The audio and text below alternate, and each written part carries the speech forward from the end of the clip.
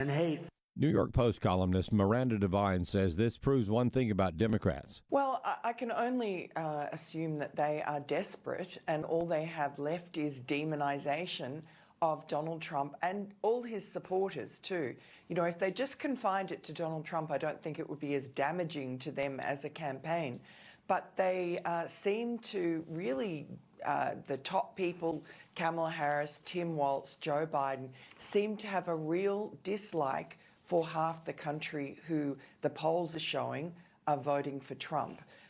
We had Joe Biden, while Kamala Harris was out on the ellipse giving her speech, we have Joe Biden on CNN calling Trump supporters garbage.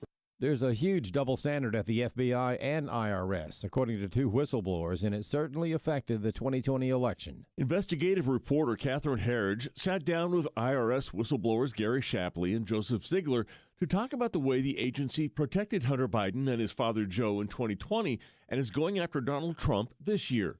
Shapley says it's written into the instruction manual. There's a list in the Internal Revenue Manual that says what a sensitive person is, and it's exactly that. Politicians, CEOs of companies, high net worth individuals, and then it requires countless additional approvals to work that investigation. Ziegler says there was plenty of evidence leading into November 2020 that Hunter Biden was getting money from foreign sources for the Biden family, but he was prohibited from looking into it. There were a lot of overt investigative steps that we were not allowed to take because we had an upcoming election, and it related to the president's son, so not even the candidate, and we weren't allowed to do certain investigative steps. They both say the IRS and FBI knew the Hunter Biden laptop was real well before the election. In our investigation, we knew that the laptop was real. DOJ knew that the laptop was real. FBI knew the laptop was real. Yeah. Compare that with how the DOJ has been weaponized against Donald Trump, including releasing a detailed list of criminal accusations from prosecutor Jack Smith just weeks before the election. Based on what we saw in the Hunter Biden case, that document would have never been released 4 weeks before an election. I'm Steve Jordahl. More news online at afn.net and download the AFN mobile app for your Apple or Android device. I'm Rusty P. What's your reputation? Kind? Generous? Shy? Rick Robertson says it would be wonderful to have the reputation of being someone who did things that were right in God's eyes. Of course, our best example of that is Jesus. And in the article in The Stand called A Soul Refreshing Rain, Rick helps us see how Jesus' attributes can change our daily lives. Visit afa.net/thestand and read A Soul Refreshing Rain today. afa.net/thestand. Welcome to Today's Issues, offering a Christian response to the issues of the day. Here's your host, Tim Wildman, President of the American Family Association.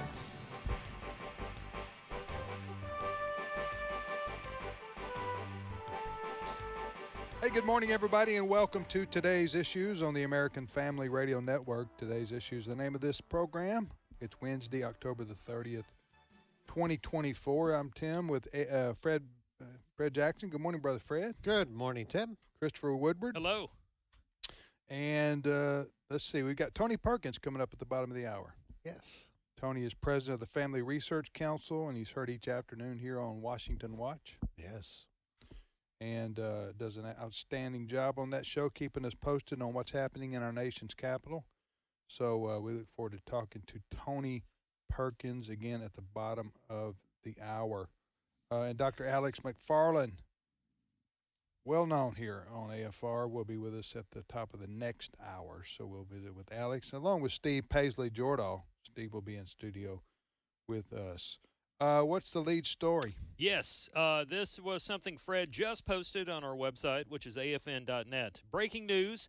The Supreme Court today allowed Virginia to resume its purge of voter registration that the state says is aimed at stopping people who are not U.S. citizens from voting. It looks like it was a 6-3 decision here. The justices acted on Virginia's appeal after a federal judge last week found that the state illegally purged more than 1,600 voter registrations in the past couple of months. A federal appeals court also agreed with that lower court decision, but again today, The U.S. Supreme Court says Virginia can proceed with purging non-citizens from voter rolls. It seems like a common sense situation that a state could say, oh, you're not a citizen here, you can't vote, therefore we're going to take you off the rolls. Yeah, what is the backstory here? Well, the backstory is this. On August the 7th, Governor Glenn Youngkin exercised his authority under a law in Virginia that they were looking at voter registration polls, and there was a group of about 1,600 that were in question. As Governor Youngkin said, after this federal judge ruled against purging those 1,600, he said some of these people had approached us who were on that list of 1,600 and said, hey, I'm not a citizen. I don't know how my name ended up on here. But here's what happened. The Biden Justice Department issued a complaint against the purging of these 1,600, and then a Biden-appointed judge agreed with the Biden Justice Department to stop the purge of these 1,600. So Youngkin immediately appealed that to federal appeals court, and now it went all the way to the Supreme Court because that appeals court said no, he wasn't allowed to purge. The option, this is the option. Nobody on that of the 1,600 who are citizens of the United States will be not allowed to vote because there is an appeal in there right up to and including Election Day that if a person on that list comes and says, here's proof that I'm a citizen, they have to be allowed to vote. So it wasn't a case of disenfranchising citizens. It was a case of people that could not prove their citizenship being put in this block of 1,600 and being taken aside and saying, okay, unless you can prove you're a citizen, you're not allowed to vote on Election Day. Mm-hmm. So this was a expedited case to the Supreme Court. Yes, the ruling from the federal judge, the district judge, came down last Friday. Yeah. And so Governor Youngkin immediately went on Fox News Channel, told Harris Faulkner, this is wrong. We're going to appeal to the Fourth Circuit, and if so, we'll go to the U.S. Supreme Court if we have to. Over the weekend, the federal appeals court ruled in favor of the federal judge, saying Virginia can't do this. But again, the justices today said, hey, Virginia can proceed. Yeah. I do have some audio from a legal expert on this, certainly somebody that went to school far longer than I did and actually has a legal degree. I just have a BA in communication. But lawyer Andrew C. McCarthy was on Fox News Channel immediately after the Supreme Court ruling and had this to say, clip 12. What Virginia was trying to do was take people off the ballot who are not voters because they're not Americans, and that's by their own admission. And this idea that this could prevent or mistakenly result in American citizens from Virginia not being able to vote is bogus, because under Virginia law, let's say they've taken you off the ballot mistakenly. Under Virginia law, if you show up to vote on Election Day and you attest that you are an American citizen, they have to let you vote. So there wasn't a chance that an actual American citizen was going to be prevented from voting here. On the other hand, it is a federal crime for aliens both to represent themselves as American citizens in order to register to vote, and it's a federal crime for them to cast votes. Yeah, so I mean, it was pretty straightforward. By the way, this law in Virginia has been exercised by other governors, including Democrat governors. It's not something new. It's not something that Glenn Youngkin and the Republicans in Virginia just popped up there, as the left was trying to portray it to be. No, it was simple exercising what has already been in place. Here's a group of people who cannot up front prove that they are citizens. We're going to extract them from voter registration, and they have time to appeal. Like I said, Glenn Youngkin, the 1,600 were taken off back on August the 7th. So this wasn't just something that popped into place 2 weeks ago. Yeah. So Glenn Youngkin, it's just common sense. Yeah, Glenn Youngkin, the governor of Virginia. Well, good for him. That's a big win. Mm-hmm. 6-3 at the Supreme Court in favor, basically just to boil it down, in favor of only legal citizens voting. Imagine that. The things we What's have. wrong with these three? Right. Three justices. Well, they're liberal justices. Yeah. That's the starting point. But I mean, some things in government, some things, bills are passed or rulings come down, and they just seem like a complete waste of tax dollars that we even have to do this. Yeah. For example, every once in a while, some lawmaker will say Nazis shouldn't get Social Security benefits. Well, okay, like we had to spend time debating that. It's just sometimes these things boggle my mind. But I've been in news for a long time, as have you guys. And, Nazis are getting. Oh, that was Social an Security? example from a few years ago. Like if you were somebody that was a sympathizer. Everybody or you knows remember- one. Yeah. You know what I'm saying? Well, Kamala Harris wants you to think we're all Nazis, It's but just, anyway. it's just everywhere. Nazis getting Social Security. I got a couple neighbors that that fall into that category. All right, next story, Chris. Speaking of the vice president, she did have her moment on television last night where she was at the Ellipse outside the White House, giving her. Where is the? I've been to Washington many times, but I'm trying to think of where is the Ellipse exactly. If you were standing on the front doorstep of the White House, on the south lawn. Yeah, it's off to your left. Yeah. Okay. I'm showing him a picture of it, America. Oh, well, that's. Hold on a second. I'm looking at. Sorry, folks. I'm looking at There's the White House. There's. Okay. Well, that's. I was thinking that was near the Washington Monument. It looks like a giant crop circle. If you've never been there, it's a giant circle. So it was an outdoor speech she gave, and it was this kind of her closing appeal to America to vote for her. Basically, is that what that was? Yeah. If you have ever heard her in the last couple of weeks give a speech at a rally or some event in which she wanted you to believe that Donald Trump is bad for America, that's what she said last night. I've got a compilation of a couple of things. By the way, Trump did also have a rally last night in Pennsylvania, a battleground state where he hopes to beat her next week. So what you're going to hear now is a little bit of Kamala last night, followed by some of what Trump said. Clip 1. This is someone who is unstable, obsessed with revenge, consumed with grievance, and out for unchecked power. We are not a vessel for the schemes of wannabe dictators. The newest line from Kamala and her campaign is that everyone who isn't voting for her is a Nazi. I'm running a campaign of solutions to save our country. Kamala is running a campaign of demonization and hate. We are 6 days away from the election. Yeah. Here's the interesting part. In the lead up to Kamala Harris's speech last night, her campaign billed it as a speech built on positivity and unity. Mm-hmm. And she ends up using the speech to call Donald Trump a petty tyrant and wannabe dictator. Mm-hmm. Yeah, loving words. Yes.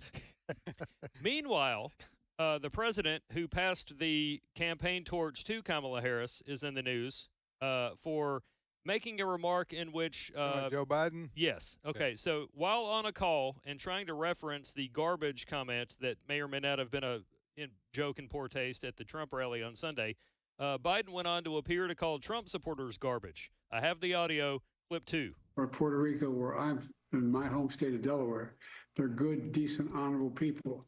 The only garbage I see floating out there is his supporters. His demonization of seen as unconscionable. So people are taking that away as Joe Biden saying Trump supporters are, quote, garbage. Yes. That's been all over X, all over. I mean, it was even an issue last night at the rally in Pennsylvania. Yes. Marco Rubio came out and informed the audience of what happened here. I can play that if you want. Sure. Clip 3. I wasn't going to say anything, but I have breaking news for you, Mr. President. You may not have heard this. Just moments ago, Joe Biden stated that our supporters are garbage.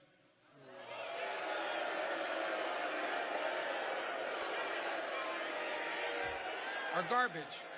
He's talking about the Border Patrol. He's talking about nurses. He's talking about teachers. He's talking about everyday Americans who love their country and want to dream big again and support you, Mr. President. And I hope their campaign is about to apologize for what Joe Biden just said. We are not garbage. We are patriots who love America. And thank you for running, Mr. President. That was Senator Marco Rubio. Mm-hmm. Yeah.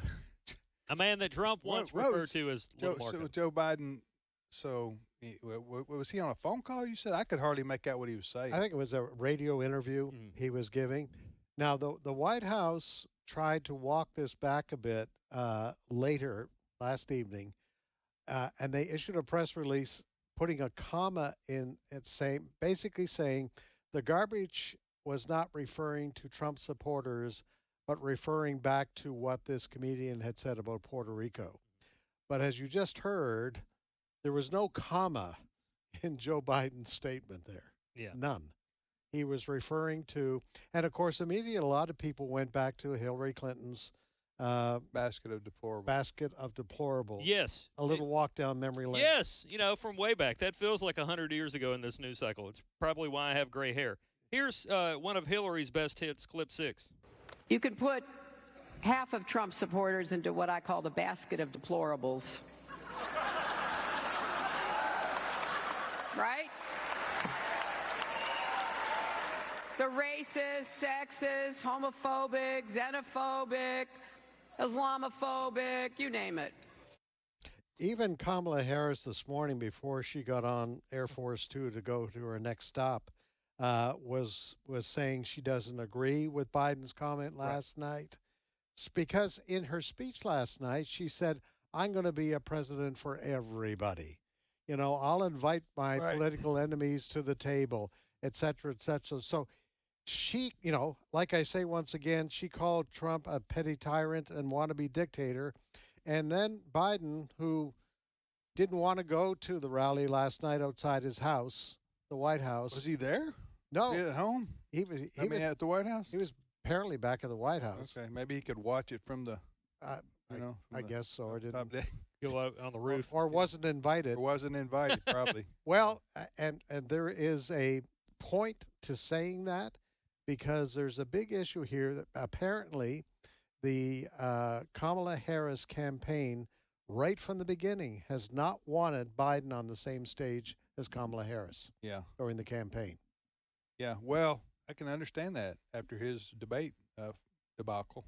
Yes. You don't want to be seen with him on the stage because it reminds people of his presidency, and his failure at the debate. I mean, just his age. I mean, a lot of things come up when you put him on the stage with. And what's the point really?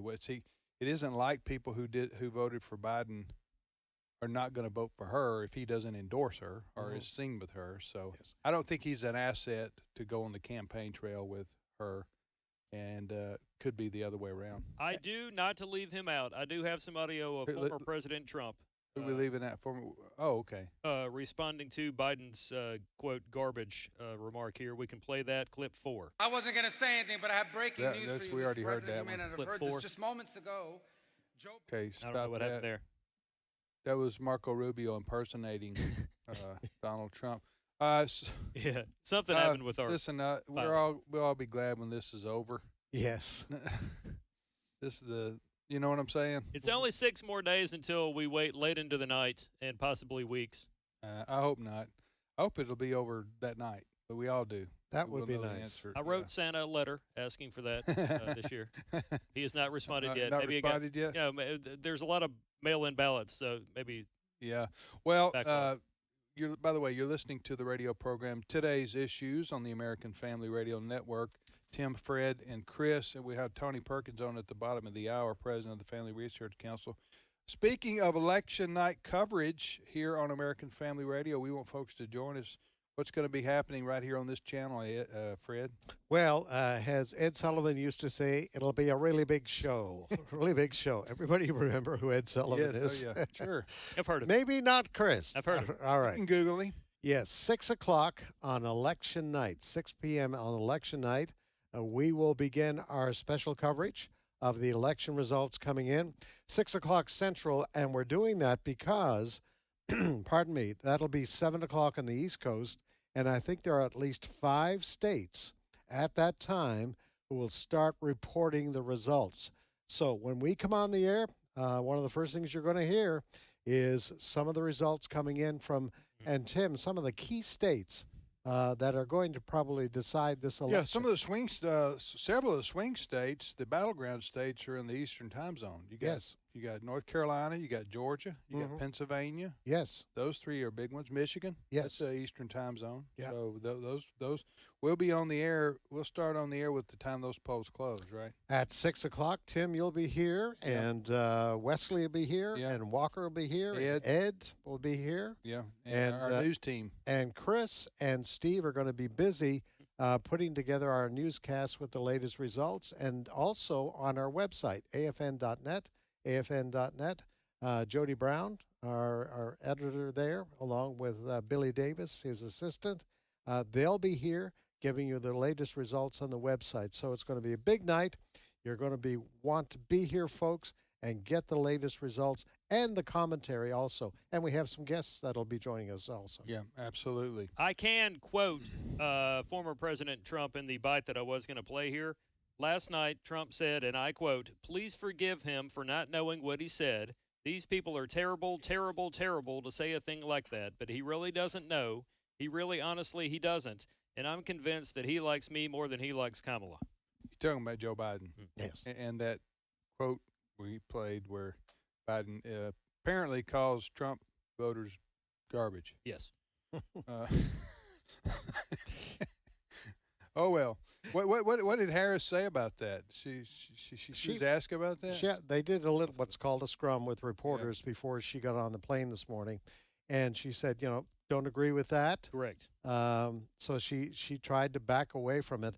To your point, that's one of the reasons they don't want Biden on the campaign, because he's just saying things. But to be fair, and I keep going back, she called Trump a petty tyrant and wannabe dictator. Oh, yeah. Right. She called, she didn't disagree with the comments about, the rally at Madison Square Garden being a bunch of Nazis. She didn't take issue with that. So, for her to condemn Biden for saying garbage last night, come on. It's kind of like the pot calling kettle black. Yeah.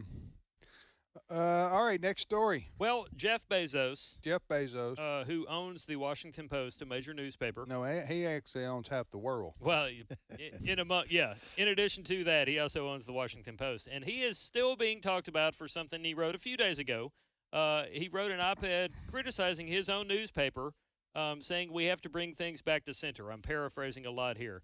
In an op-ed for the Post, he explained the hard truth of why Americans don't trust the news media anymore, and laid a good deal of blame at the feet of his own paper. This is over a decision there by the Washington Post not to get involved with this particular presidential campaign as much as it has in times past with other campaigns. And I have some audio here that we can play. So just to reset, because I read this story the other day. Jeff Bezos, who owns Amazon, he created Amazon, which is one of the top stories of the last 100 years. Right. If you want to look at business and entrepreneurship, I mean, the man's a genius. Jeff Bezos is his whole story there. So he bought the Washington Post newspaper. Correct. The Washington Post newspaper is the political paper of record, so to speak, because it's in our nation's capital. And Washington Post, along with the New York Times, were long considered the where the rest of the country got their news, right, in terms of the newspaper business. And it was a big deal for a long time. It's lost its luster, as has the whole newspaper industry. I'm talking about the read it in your hand newspaper industry has kind of diminished because of the digital age, and because papers like the Washington Post have gotten so far left that they've lost a lot of their centrist and conservative readers. But Jeff Bezos owns the newspaper, and they typically endorse a candidate for president, right? Yes, or at least they have in recent They have in years. the past. But he stepped in. I'm sure he doesn't step into day-to-day operations at the Washington Post. He just owns it. He's got a lot of things, other things going on. He's got like several yachts to take care of. He owns a space company. Yeah, he does. Mhm. Yeah, okay. One of them. he and Elon Musk both then. Yes. Yeah. Okay. So, but it was very interesting to me. I've never known what Jeff Bezos' politics are necessarily. Are they Republican, Democrat, conservative, liberal? I don't know. He's kind of hard to make out, or to get, for me at least, to be defined. Mm-hmm. But he said, do you have the direct quote? Yeah, I've got it here. Do you have it? It's presidential endorsements do nothing to tip the scales of an election. What presidential endorsements actually do is create a perception of bias. The credibility gap can be bridged by independence. I'll post all this on our Facebook page. Was that it? Is that the whole quote? Well, it's the shortened, like, you know how they take the whole thing and paraphrase it down, or what do you got there, Fred? Well, I've got his actual editorial that he wrote go ahead. as to why, and he first notes the latest Gallup poll, which says mainstream media, newspapers like the Washington Post have lost credibility with the American people because they're so biased. Right. They have this left-wing bias. And he says we must be accurate, and we must be believed to be accurate. It's a bitter pill to swallow, but we are failing on the second requirement. We must be believed to be accurate. Right. And I would say rightly so, because your journalistic staff, even though they may argue they're neutral, everybody knows they're not. Don't forget this announcement from Bezos in the Washington Post came, I think, the same day or within hours that the Los Angeles Times announced the same thing, that they weren't going to endorse a candidate. Their newsroom went ballistic because they're all in with the Democratic Party. And we heard this morning that USA Today is not going to endorse a candidate. So yeah, and Jeff Bezos' point is we want to have credibility, and we want to try our best to stay neutral in terms of having a political bias as a newspaper, and thus we're not endorsing either candidate, Trump or Harris, Republican or Democrat. Mm-hmm. And but because the staff room at the Washington Post is so liberal, they're upset. Yep. And then a lot of their readers are also liberals, and they're upset because they didn't endorse Harris over Trump. But Jeff Bezos makes a very, very good point, and I think he's a wise businessman there. Yes. Don't you? They're trying to appeal to a bigger audience. Right, right. So the USA Today refused to endorse as well? Saw a report on that this morning. Wow, Yeah. okay. Yeah. We'll be back momentarily. Tony Perkins will be joining us.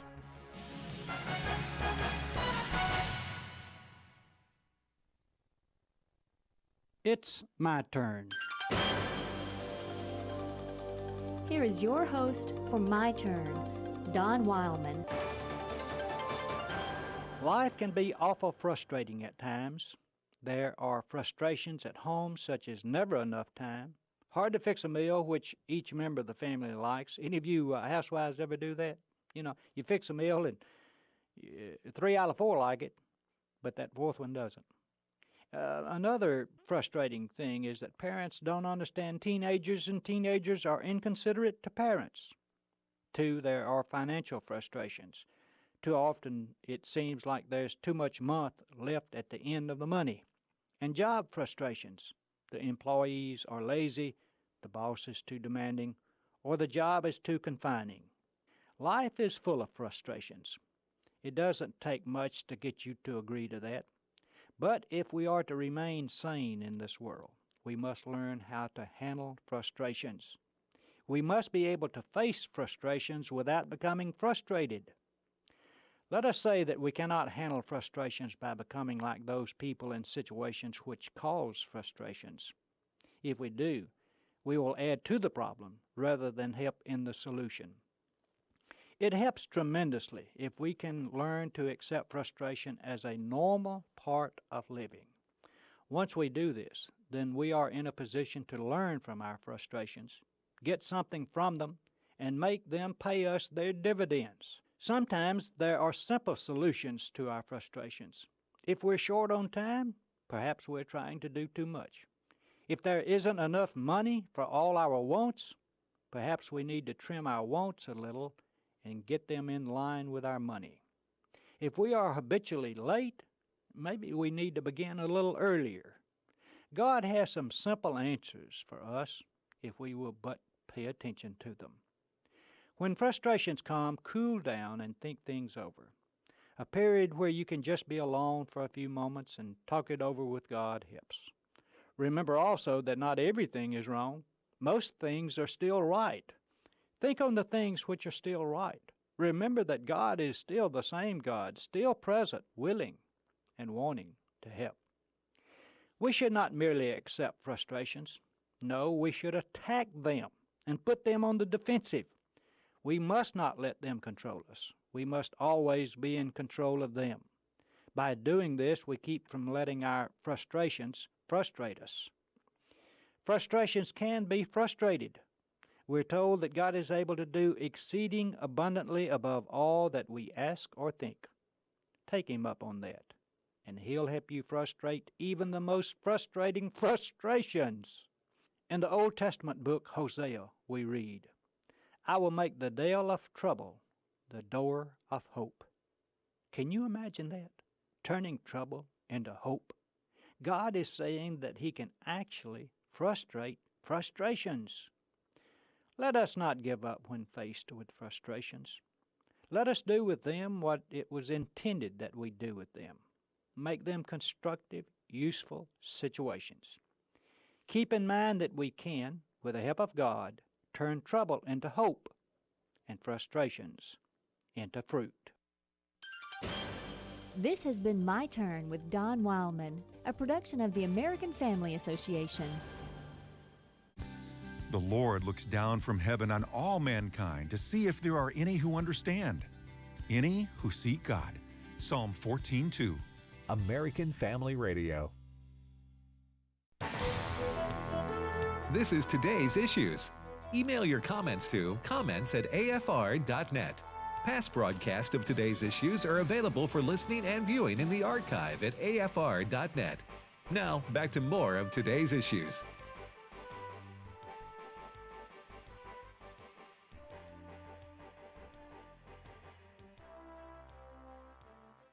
To today's issues on the American Family Radio Network.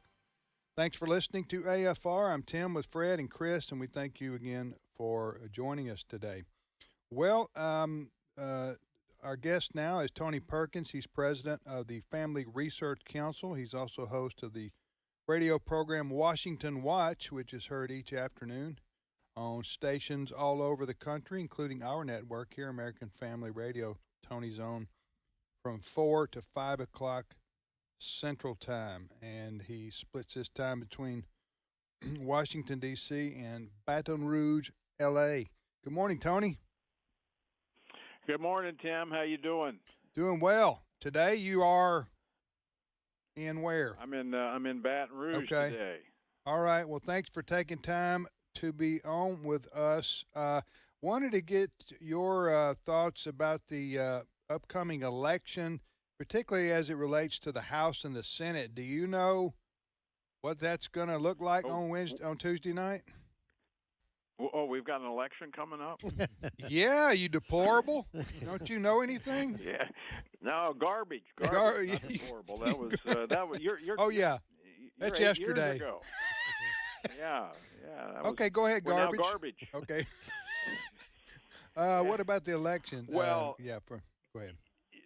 So, yes, in fact, I was talking with the House Speaker this morning. The control of the House is going to come down to about 12 different races, mostly in blue states.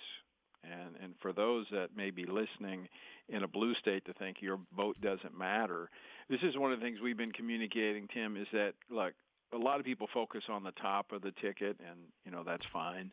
But there's so much more that you're going to be voting for on Tuesday. Now, I know one of the good things we see, Tim, going into Tuesday's election is that we have record early voting.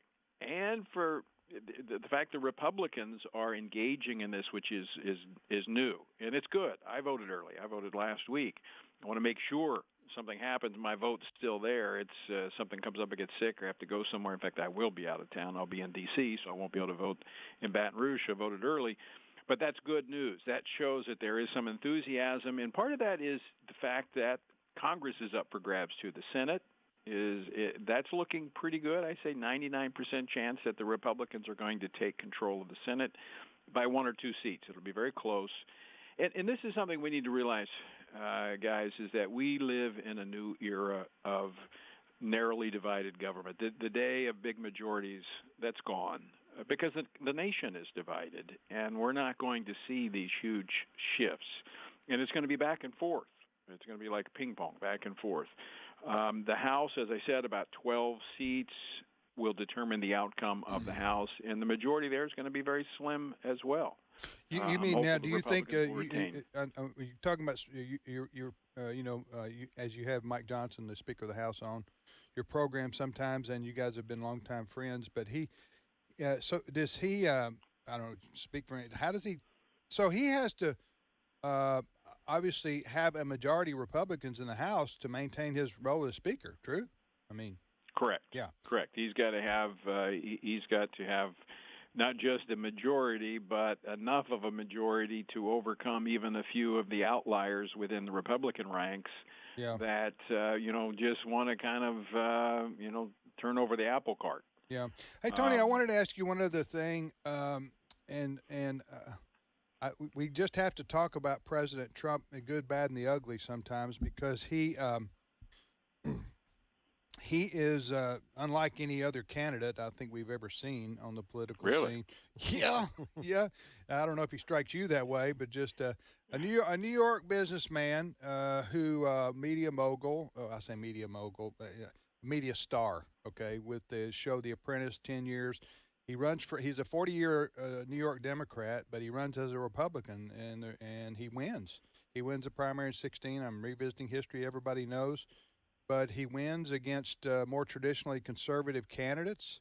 So he spent the last 8 years basically changing the Republican Party into his image, and that's not all. That's a lot of that is conservative. He in conservatism, Ronald Reagan style would agree. So there's some crossover there, but also Trump remade the Republican Party in his what he wants to do. So the Republican Party message now is whatever Trump says it is on that particular day, because he basically owns the party. Is that good? Is that bad, or is it different? As a conservative, how do you view that? That's a trap question. Yeah, well, let me say this, and Tim, I've been in the political arena for 30 years, so I'm very good at evading questions. Here's what we're confronted with as we go to the election on Tuesday. We have a contrast between two parties and two choices. Yeah, and there's no question there is a difference between the two.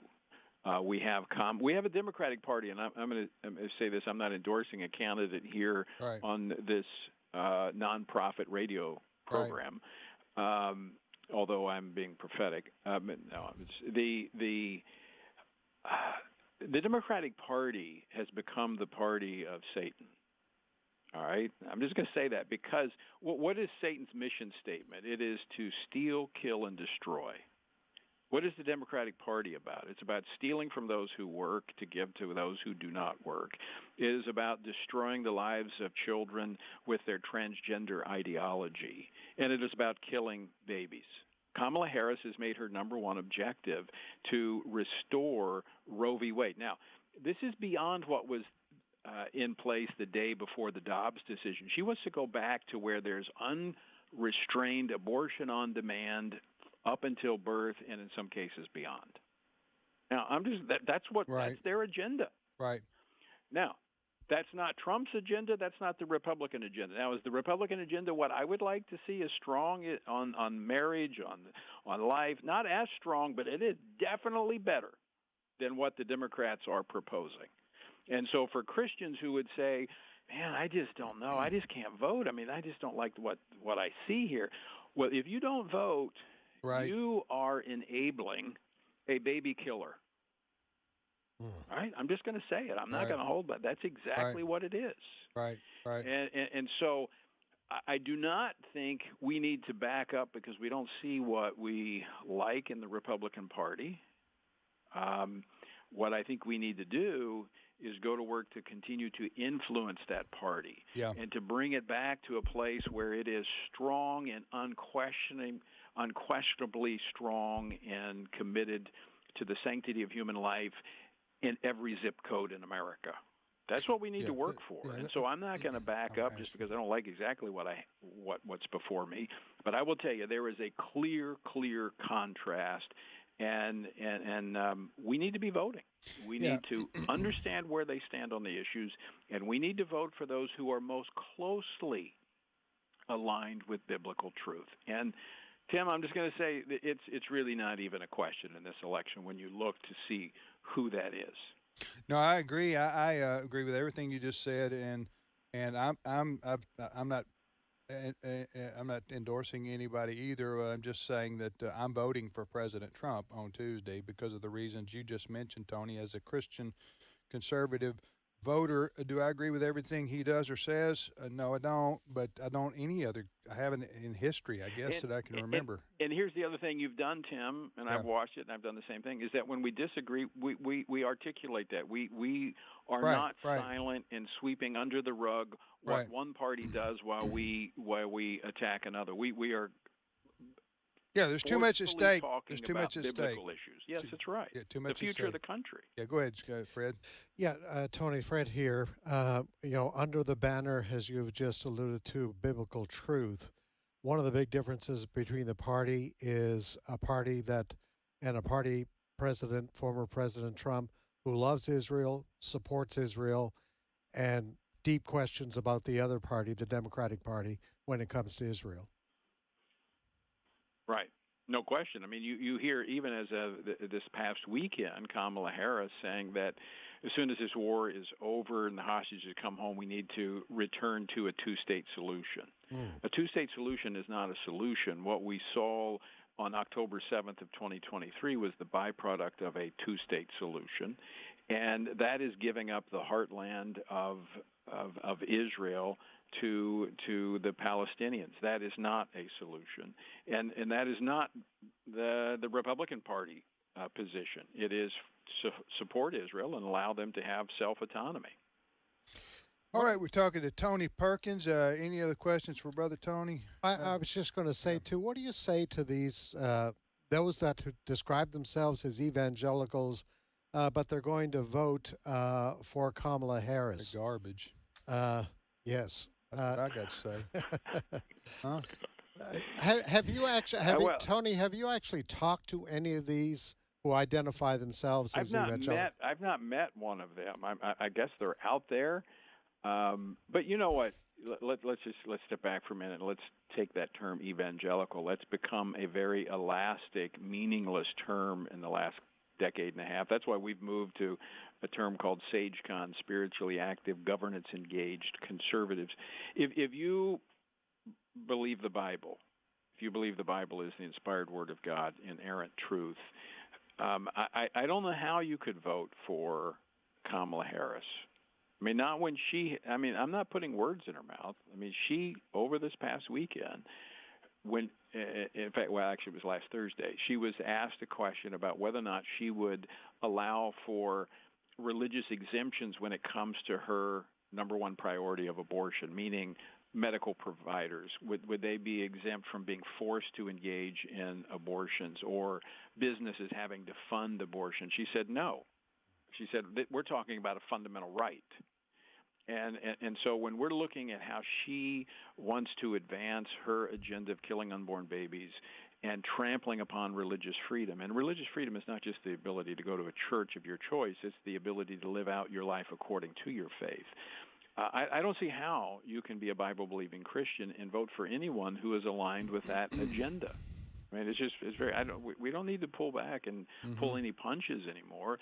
We have come to a place of good and evil. Now, I'm not saying that the Republicans, as we were just discussing, they're not perfect, but it's something we can work with. Yeah. And it's more closely aligned, not totally aligned, but more closely aligned with biblical truth. And we're going to continue to work to influence candidates. If the Democratic Party wanted to be open to influence from Christians, hey, that'd be great. But as I said, I think they have sold their soul to the devil when you look at their agenda, because it's just like his: kill, steal, and destroy. All right, Tony, thanks for joining us. Who are you having on this afternoon on Washington Watch? Well, we've got Senator Pete Ricketts is going to be on. We're going to be talking about his call for defunding the United Nations, which is very timely given what UNRWA, the relief agency, has been doing over in the Middle East and funding Hamas. We're also going to be discussing the elections with FRC Action's Matt Carpenter. We're going to be talking about the tools available. And by the way, folks can get a personalized voter guide. You guys are pushing that out, and so I encourage them to get that. They can also get that by texting Toolkit to 67742. But we need people voting and casting informed ballots, and so we're going to be talking about that this afternoon as well. All right, Tony, take care. Thank you very much. Appreciate it. All right, you guys have a great day. Okay, take care. That's Tony Perkins joining us from Baton Rouge, Louisiana. Tony's president of the Family Research Council. Pretty blunt there, wasn't he, Fred? Well, I mean, he's exactly true. Given what Kamala Harris has said, and let's just focus on the record. Abortion. We're not speculating here. She is the first vice president in the history of the United States to visit an abortion clinic and praise what is going on there. And what is going on there is the killing of unborn babies. She went, I think it was Wisconsin, a Planned Parenthood clinic there, and she praised what was going on there.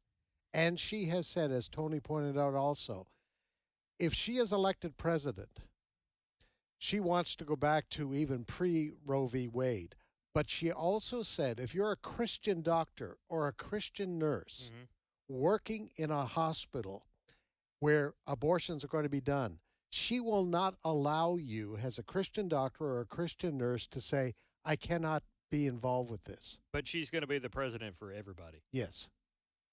Now, this again, we're not speculating. This is what she has said. We played the audio before at the court. Well, and she did say, like the television ad is showing that Trump's running about Kamala Harris, she said quite openly that she thinks that taxpayers should pay for transgender surgeries, even for people who are here illegally. Yes. I mean, she says, I'm all in with the movement, she says. So she's all in with the transgendered movement. She believes that boys who call themselves girls ought to be in the same showers and the same dressing rooms and the same sports teams as girls. I mean, she said that out loud. And this is one thing that in this I just cannot understand how moms and dads who love their daughters, who are playing soccer or volleyball, are going to vote for a woman who is all in on the transgender agenda, because you got guys playing on these girls' teams, and you just stop and think about it. You got 6-foot guys who just say, I'm a girl, therefore I'm allowed to play on a girls' team, beating a volleyball down on your daughter and injuring your daughter. And Harris is good with that. Harris is okay with that. Yeah, she's okay with that because you've heard she defends that, and she also anyway, it's a clear choice on those on many issues between what Vice President Harris says she believes and what former President Donald Trump says he believes. You're listening to Today's Issues on AFR. Next story, Chris. This story here is all the more reason why you really need to do your research on where a candidate is and who he or she may caucus with if you elect them into office. And I say that because there is a situation in Nebraska where state senator or U.S. Senator Deb Fischer is running against so-called independent candidate Dan Osborne. Dan Osborne has done some campaign ads out there touting the fact that he is an independent candidate. Where is this? In Nebraska.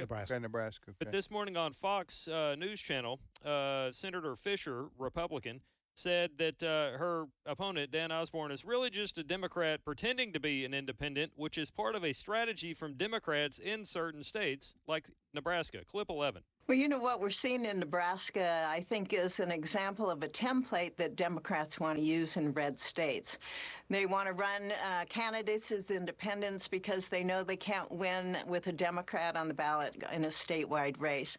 And we expected this, but what we didn't expect was to be hit with over $20 million in negative attack ads in the last 2.5 months.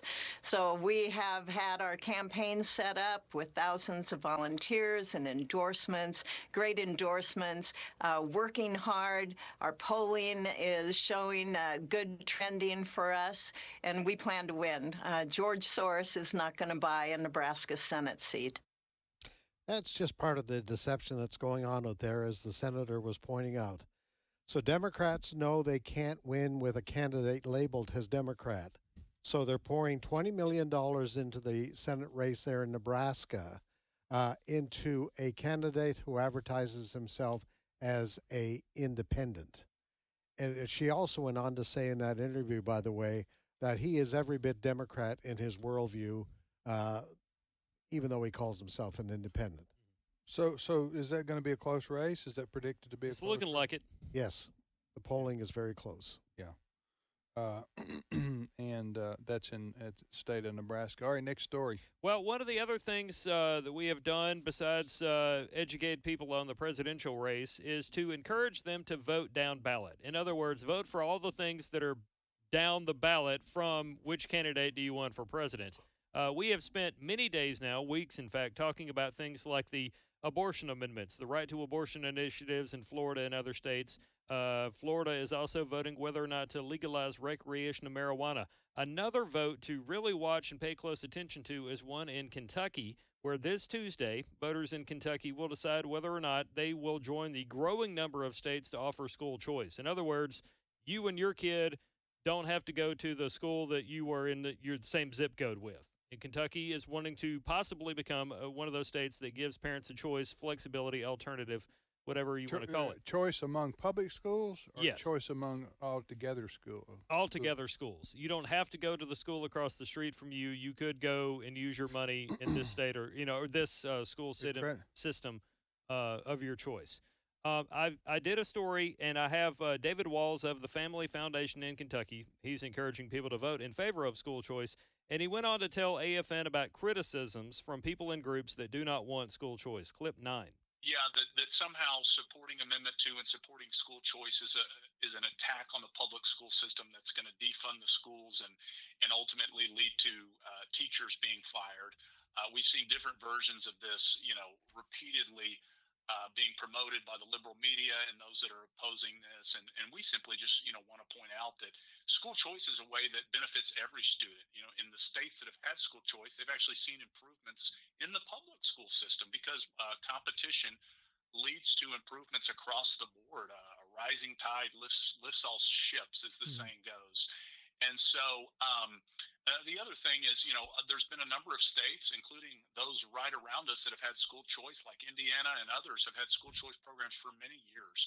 And it is not an attack on the public school system whatsoever. It is just simply an opportunity to open the door for more options for more families. Yeah, I'm for school choice. I agree with that gentleman. Who was that? David Walls of the Family Foundation. So that's on the ballot as a state referendum next Tuesday in the state of Kentucky. Correct. I just don't know why anybody would be opposed to school choice. Well, Governor Andy Beshear says he's a Democrat who was just reelected. And Governor Andy Beshear is of the opinion that this is bad for schools and teachers because it's going to take away funds from the existing schools and also teachers that might be in line for a raise. No, it doesn't. Things like that. No. Let me tell you how. All right, it works differently in Kentucky. Here's how it works. The schools get sent money from the state, I think it's from the state government, based on how many kids they have in their school. Mm-hmm. So they have X number of dollars per student. Right. Right? You follow me? Mm-hmm. Yes. So if that's true, and let's say a child, parents decide they want to go to a different public school, you can do that now, at least in the state of Mississippi. You just have to pay a tuition fee In other words, if you live in a public school, I'm getting off track here a little bit, but follow me. If you live in a given, your school district you're assigned to based on where you live is school A, but you want to go to school B, you can do that, a public school, but you have to pay an extra tuition to be able to do that. Now, back to the school choice. So I think, so if a kid decides parents want him to go to a Christian school, for example, and not go to the public school, that public school is not losing money because the kid that the money pays for is not in class. So there's no wear and tear on the school system that they're not getting compensated for. Mm-hmm. You see what I'm saying? Yeah. That's why I don't buy the argument that the school districts will lose money, because no, you're not losing money. That's money you didn't have because this kid decided to go to a private or Christian school, or homeschool. Yeah, you're exactly right. And to step back a little further, ask the question, why do parents want choice? Right. It's because, survey after survey, testing after testing has shown in many districts in our country, the kids are falling behind in basics like math and reading. Right. They're not being prepared to go out there and be productive citizens. Right. So that's why moms and dads are saying, this school over here can give my little Johnny, my little Jane a better education. Right. So that's why I want school choice.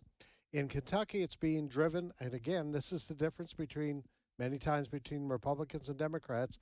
This amendment is being driven by Republicans in the legislature there, and the Democrats, including the Democrat governor, are against it because they're all in with the teachers' unions. Yeah. One of the things from Governor Beshear here, concerned about money, and this is going to negatively impact schools. If you really believe that, then find things in government we're wasting money on or abusing money, and put that money towards education. Chris, are you listening to yourself? Democrats finding government waste? I know.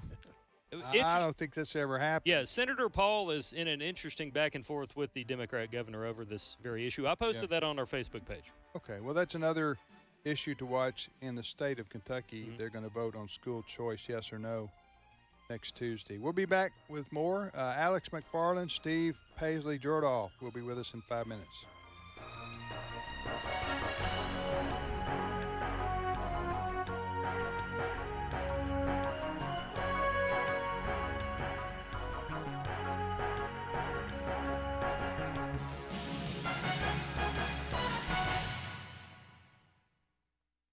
The views and opinions expressed in this broadcast may not necessarily reflect those of the American Family Association or American Family Radio.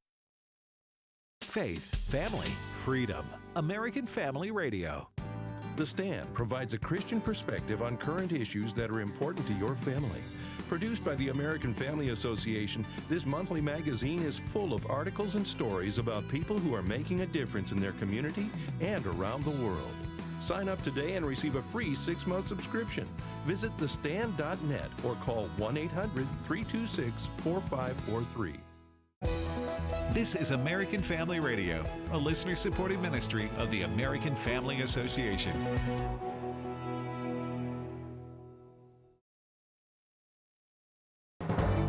American Family News, I'm Rustin Pugh. The Supreme Court ruled that Virginia will be allowed to resume its purge of about 1,600 voter registrations from people who are not U.S. citizens. A lower court had ruled that Virginia had to stop, and an appeals court agreed. But today, the U.S. Supreme Court overruled that. Virginia Governor Glenn Youngkin. The Supreme Court reacted quickly. I want to thank our Attorney General, Jason Miyares, and his team's amazing work. And this is a victory for common sense, and it's a victory for the Constitution. And I also believe it's real clarity that, in fact, someone who self-identifies as a non-citizen should, in Virginia, be treated by the law, which says you get 2 weeks, you'll be notified, and if you can attest that you are a citizen, then you'll be allowed to vote. And if you can't, then you're taken off the rolls, and we do have the ultimate safeguard. A conservative political commentator says there are signs that the Democrats' push for the so-called transgender agenda is not working. Chad Groening has more. Robert Knight is a columnist for the Washington Times. His latest column is entitled "The Big Gender Lie is Coming Undone." This divisive sleeper issue may cost Democrats some votes. In it, he points out how Democrat vice presidential candidate Tim Walz has been pushing this agenda hard. As governor, he had tampons put in boys' rooms in schools. He signed a law that forces schools to not notify parents if children are undergoing gender transition in the schools. The governor of California, Gavin Newsom, a Democrat, also signed a bill like that. And Kamala Harris, the Democrat nominee, has thrown her full support behind the whole LGBTQ movement, including taxpayer funding for inmates' sex change operations. But Knight says more and more people are fed up. President Trump has run effective ads linking Kamala Harris to all this craziness, showing her posing with drag queens, showing her saying she wants transgender treatments in prisons. Can't run away from that record. People are onto this. Half the states have now outlawed gender treatments on minors under 18, and more are going to do so, I believe. I think it's costing the Democrats. I'm Chad Groening. A federal government agency has awarded $2 million to a private liberal arts school to promote so-called climate literacy and climate justice. Pratt Institute boasts a program heavy on creativity to address the challenges of the time. Matt Lamb of the College Fix says it's unclear how the school qualifies for a government funds grant. But I think taxpayers deserve better when it comes to their tax dollars, particularly with all of the more pressing scientific issues, chronic diseases, cancer. Lamb reports the professor heading up this project, Mark Rawson, believes climate change acutely impacts Black, Indigenous, and people of color. And so why the Science Foundation is funding climate art is beyond my understanding. And if a private group wants to finance art celebrating Indigenous culture or Black culture, that's certainly their prerogative. Rawson also serves as the executive director of Guerrilla Science, which has developed several queer attraction labs for the exploration of lust and neuroscience senses for an LGBTQ audience. I'm Bob Kellogg. The economy continued to expand in recent months, but not at the level economists were expecting. Economic growth for the summer quarter came in at 2.8%. The forecast for third quarter gross domestic product was a 3% increase, matching the spring quarter. However, Americans are still buying things. Consumer spending rose by 3.7%. Though the GDP reading is below forecasts, it is still considered in the range of healthy growth for the economy, and it calms concerns about the economy slipping into recession. Economists believe the Federal Reserve is likely to continue lowering interest rates because it has recently been more concerned with the job market and inflation. Ginny Cosola, Fox News. For American Family News, I'm Rusty Pugh. Election Night Coverage 2024. On election night, the crew will be Tim, you'll be here, Ed will be here, Wesley will be here, Walker will be here, and I'll be along for color commentary. We're going to be offering some astute political analysis. Yeah. It will be astute. Huh? Yes. If it's not astute, why bother? Why bother? That's our motto. On election night beginning at 6 Central, it's Election Night Coverage 2024 on American Family Radio. Today's Issues continues on AFR with your host, Tim Wildman, president of the American Family Association.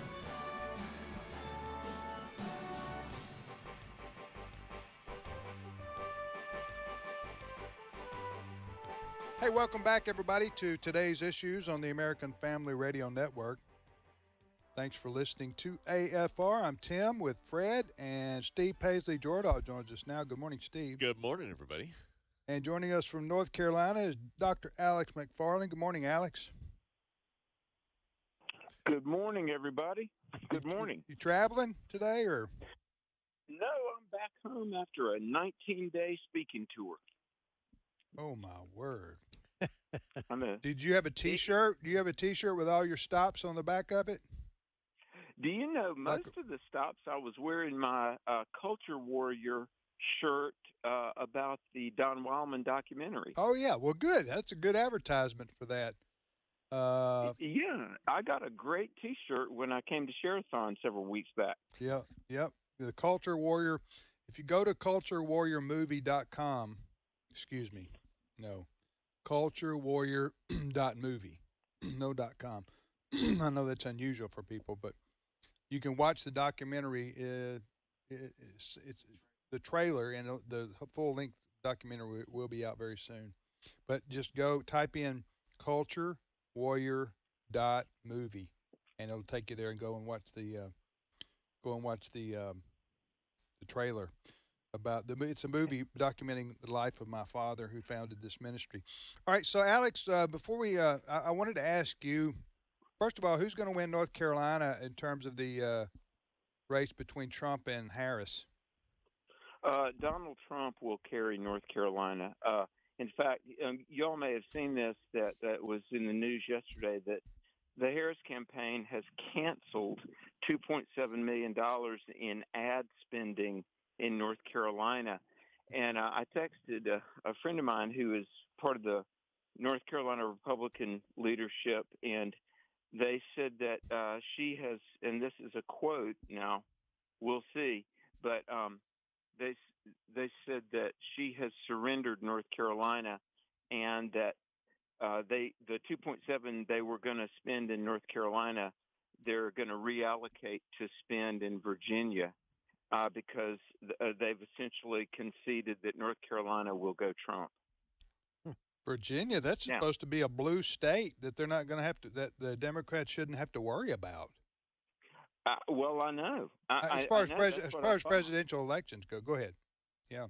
Well, and the word now, listen, I don't want to be overconfident here. I mean, believe me, gentlemen, I'm on my knees praying every day. That's what I'm doing because there's a lot at stake, and I think we all know the implications just for, the gospel is free, but it takes resources to deliver the gospel. And there's a lot of reasons, our relationship with Israel being very key, judges that will be appointed. There's a lot of reasons that I am praying for conservative victories. Yeah. But I'm hearing that I had dinner with one of the heads of the Oklahoma Republican Party Friday night. And let me just say there's a lot of confidence that Trump will have over 300 electoral votes, that Trump will carry Pennsylvania, and that's the electoral votes of Pennsylvania are very critical. So, what we need is an overwhelming win. Yes, uncontestable. Yeah, that's uncontestable, and I think that could happen for Trump. I don't think it'll happen for Harris. If she wins, it'll be narrowly, and she's been trending as losing the last 3 weeks, and even Democrat pundits are recognizing that she's in trouble. So we'll see what happens there. But go ahead. Guess what? I was thinking about something. Years ago we all bristled at being called deplorable. Yeah. But that's just about a compliment compared to being called garbage.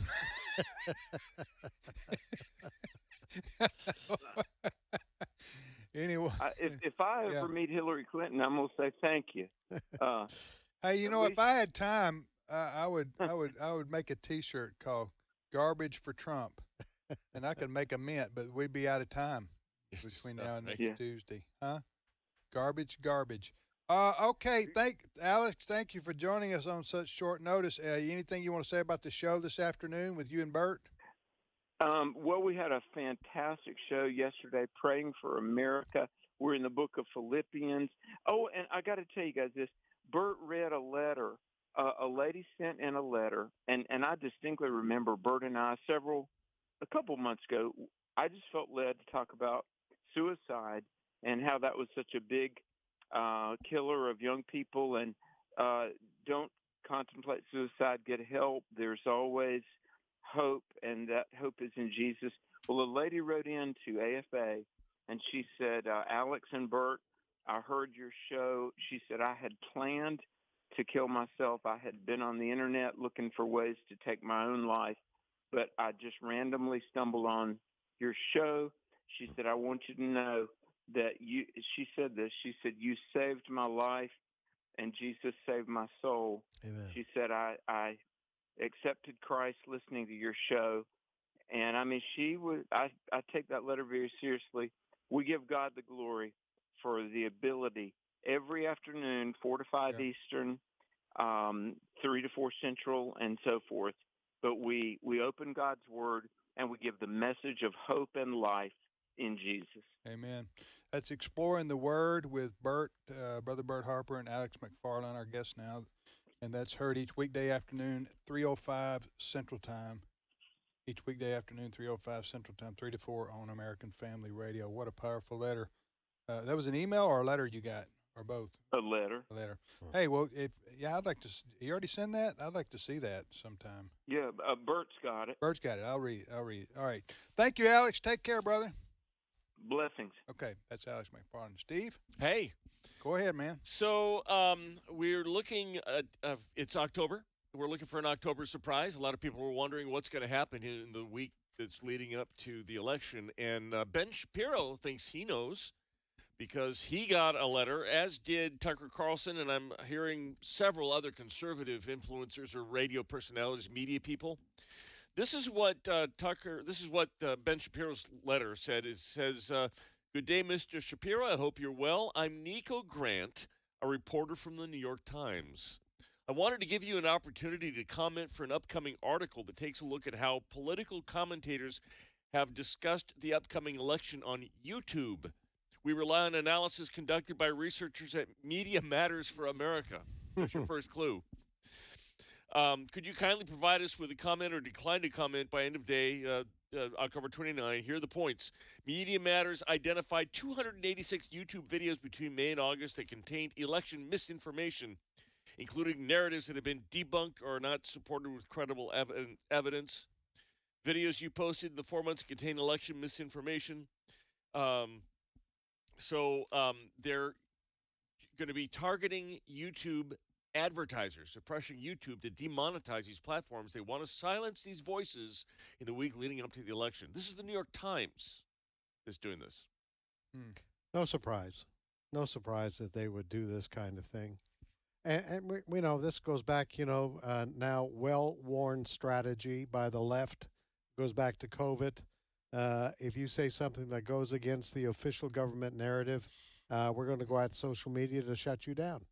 So that's what they do. That's why, and someone was saying the other day, they felt the big issue in this campaign was really freedom of speech, because a part of the agenda of the left is to completely shut down anybody who disagrees with them. Yeah. That's why they don't like Elon Musk on the left. The left doesn't like Elon Musk. Yeah. That's because what did he do in taking over X? He says, I'm open to opinions. And he opened the books. He let reporters take a look behind the scenes, exposing a whole lot of stuff. Exactly. And that's why they don't like him, because he has described, he has his platform out there that says, we're going to entertain people with different points of view. And we're not going to shut down people just because they go against the government line on something. Yeah. We'll see. But that's you're right. Tim Walsh, the VP candidate for Harris, has said that free speech stops when misinformation begins. Mm-hmm. I'm paraphrasing, but that's he probably said it. Yeah. As strong as he said it like that. I'm not mischaracterizing what he said. That's a fundamental misunderstanding of the First Amendment, by the way. Right. And hate speech. Because he gets to define what misinformation is. Yeah. Yes. See what the left does. All right, go ahead, Steve. All right. We're finding out that the plot to take down Donald Trump, which continues to this day with the weaponization of the Justice Department and everything, started much earlier than we thought. Remember the term crossfire hurricane? That was what they finally came up with to try to entrap. That was the Russia collusion hoax, And it's been exposed how the Justice Department was kind of behind that, and they knew it was a hoax, but they were trying to entrap him. Well, it happened even before that.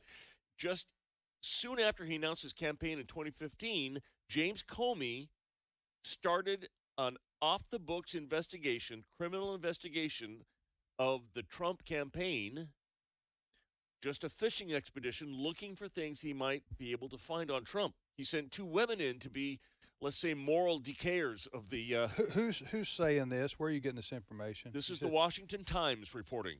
Okay. And they're alleging this, or they? Well, they're quoting whistleblowers that came to the House Judiciary. That are anonymous. No, or did they make their names known? They did not make their names known, although I'm sure that it was. I just wanted to say that because whistleblowers, some are anonymous and some are not. Some testify on the record. We've seen that before. But anyway, these 2 who are not on their names we don't know have said that. James Comey, then the FBI director back in 2015. Yep. Was trying to spy on the or do what? Off the books operation. It says the 2. It was a off the books criminal investigation targeting Mr. Trump and his 2016 presidential campaign staff. Mr. Comey ordered an FBI investigation that he personally directed, according to the whistleblowers. It was a fishing expedition to find something incriminating about Mr. Trump. Wow.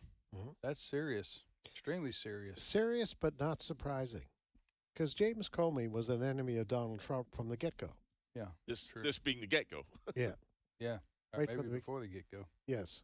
So, it was this, got to remember, Hillary Clinton was Secretary of State. James Comey, who didn't have a problem with Hillary Clinton keeping things on her own server at her house. All of this. Remember the government emails that weren't supposed to be distributed via a private server, which Hillary Clinton kept in her basement so she could avoid congressional oversight. And James Comey said nobody would prosecute that. Yeah. No reasonable prosecutor would prosecute. He basically covered for her. Yes. And by the way, do you know she was never interviewed under oath? That's right. Does that remember the 2 FBI agents? One of them was Strzok. Peter was it Strzok, and anyway, they didn't put her under oath. No. They just went, hey. They had her in one afternoon. Let's sit down and have a chat. I think they went over to her house. Yeah. But anyway, it was just weird. I'm going like, you got something this serious? You're doing an investigation and you're not putting the person under oath so that they have to tell the truth? Tim, they were friends. Yeah. Well, I know he was a fan of hers. Yes. The Strzok was, as it later was revealed. Mm-hmm. But then you know what, the one story I remember from that, which I found just incredible, which points to the harassment, and that's the least of word we can use about President Trump and his administration, and it was when Comey sent over, I think it was Comey sent over those 2 FBI agents to the White House in the early days to interview General Flynn. Mm-hmm.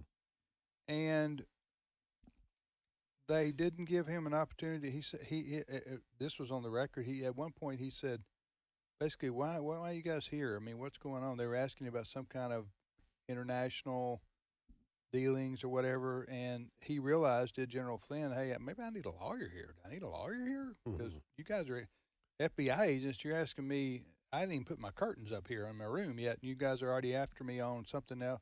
Yeah. And remember that? And they said, no, you don't need a lawyer. Yeah. Yeah. No, you don't need a lawyer. And I thought, so they went after, to me, they were targeting General Flynn. If you just looked at this objectively and fairly. And then they had spied on the Trump campaign up in New York at Trump Tower, right? Yep. I mean, this was just bad from what you had the deep state. There is a real deep state, which are Washington establishment career bureaucrats, basically, who are almost all Democrat and liberal. Yes. And they viewed Trump and his team as enemies of the state, so to speak. Yes. That's what came clear. And then Then they did the 2-year investigation with, what was the fellow's Mueller. name? Robert Mueller, the former FBI director. Mm-hmm. 2 years, basically unlimited resources, taxpayer money being spent. He's got almost all Clinton supporting trial lawyers doing all this investigation into Trump to try to connect him to Russia. Yes. Right? Yeah. And Russia peddling influence on his behalf and helping him win the election. Wasn't that the accusation? And then, as it turned out, it was a nothing burger. That's right. I think, even President Trump at that time, early on when he first took office in 2016, he did not realize, he probably was suspicious of deep state, but he did not realize how bad it was. True. But he found out very quickly. And of course, what we have seen in the last 4 years is the total weaponization of the Biden Justice Department against Donald Trump. Right. Because they were trying all of these things to discourage him from running again. But Donald Trump is a different type character. He wasn't going to, as he said recently, he said, in reality, I'd like to be going out to the golf course. But he said, I had to run again because the country needs, and I guess you could say he's being arrogant here, but the country needs me to run again because I'm the only one that can really straighten this out. He has proven himself to be a real bulldog, that he's going to keep going and going and going. And he honestly does believe, especially after the attempt on his life there in Butler, Pennsylvania, that, God wants him as president again. It's not bragging if you can back it up. He believes that God wants him to be president again. We will see. All right, you're listening to Today's Issues on the American Family Radio Network. Steve, next story. Israel is saying that Hezbollah is operating at a big, huge deficit, that they have destroyed 80% of their missile capability. And so there's 20% left, and they are now talking about some kind of a diplomatic end to that particular conflict, separate from anything that they're doing in Gaza. So they're still wanting to eliminate Hamas. They have degraded Hezbollah up in Lebanon, but Lebanon is its own country with its own government. They can't do the same thing in Lebanon that they did in Gaza. So this is what they're talking about as far as the proposal for a ceasefire. They want Hezbollah fighters to withdraw to a line north of the Litani River, which is away from the Israeli border. They want the Lebanese army to come in and fill, which is not Hezbollah, to fill that vacuum. They want international oversight. They want freedom for IDF to go in and remove threats if needed. And they want to prevent Hezbollah from rearming in the future. And if they meet those terms, they might be able to, they say, they've degraded Hezbollah enough to stop that particular conflict. Israel, when they took out Hezbollah leader Nasrallah back there a few weeks ago, I think Hezbollah understood that the writing was on the wall. The other day they announced the new leader of Hezbollah, and I thought to myself, do you really want, given Israel's capability, that basically you cannot hide from them, do you really want to be the leader of this group and continue this war with Israel? Which is why I think we're getting this proposed peace between the two, because Hezbollah understands that Israel will continue this. They're basically been destroyed. They have been. Hezbollah. They appointed somebody to replace the head. I wouldn't want to do that. I would if I was going to be the head of Hezbollah, I would announce it. Hey, everybody! Hey, Israel, it's me. That's right here. I'm the leader. Well, they did. They put a picture out, and then Israel posted the picture with the caption, "Temporary short-term leader." Well, that's true. Pretty intimidating. The other thing is, in Lebanon, they have a very strong economy normally. Yeah. And that economy is being destroyed right now because of Hezbollah. Yeah. So you've got the civilian leadership in place there that no doubt right now is saying to Hezbollah, we got to stop this. And we've got to settle things down again. Well, what Israel's not doing this time that maybe they've done in the past when dealing with Hezbollah. Hezbollah is the same as Hamas, except they're on the north part of they're north of Israel, not south of Israel, or Gaza is. But they're the same type mentality, that is, kill all the Jews. And what Israel has done they've decided we're not going to let the fear of criticism for going into Lebanon to find these people and kill them stop us. Yep. Because in order for Israel to take care of business defeating the Hezbollah on their border, they have to go into Lebanon, which is a sovereign country, and you get criticized when you do that. But Israel's saying, listen, if you don't you're housing these terrorists, which are killing our people. So we're not going to worry about criticism if we have to go into Lebanon, even blow a bunch of stuff up, which is what they've done. Not to mention, we're going to use your pagers to destroy you. Yeah. I mean, you talk about a brilliant move I the think Israelis. Israel just seems like to me is maybe a month away from total and complete victory. I mean, they've got it won now, but they're just having to clean up the place, so to speak. All right, next story, All right, Steve. just a minute left. Christmas is coming up. If you need a gift for your children here, do you know those block figurines, the kind of the little figurines that you use with Legos that kind of have the block heads? Yeah.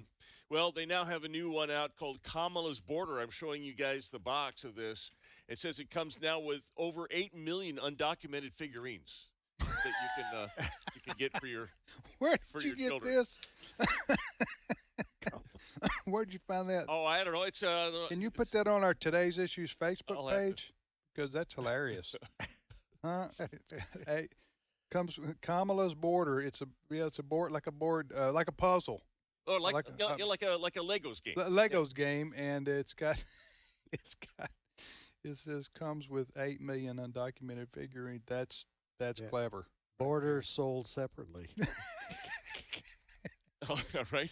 Also, probably not a surprise, but the former Republican governor of California, Arnold Schwarzenegger, has come out and endorsed Kamala Harris. Yeah, well, that's why he's in California. That's right. I don't know what happens to people in California.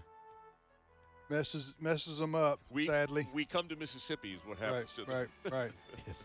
All right, take care, everybody. Thanks for listening. By the way, tomorrow we're going to have a special sermon having to do with the election that you're going to want to listen to. So we won't be here with live Today's Issues program, We think you want to listen to this sermon because it's very, very timely and very, very important, and you need to send it to as many people as you can. So that's tomorrow on the Today's Issues Hour, and then we'll be back live Friday with Trivia Friday. So take care.